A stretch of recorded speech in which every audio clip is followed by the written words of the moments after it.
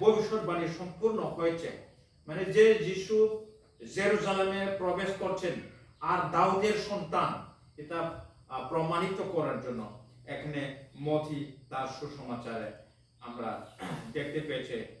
দাউদকে আমরা জানি দাউদ হলো একজন রাজা, দাউদ হলো এই জগতের রাজা।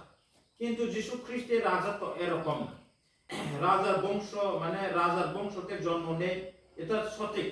কিন্তু যীশু খ্রিস্টের রাজত্ব এই জগতের রাজত্ব মানে রাজার মতো না।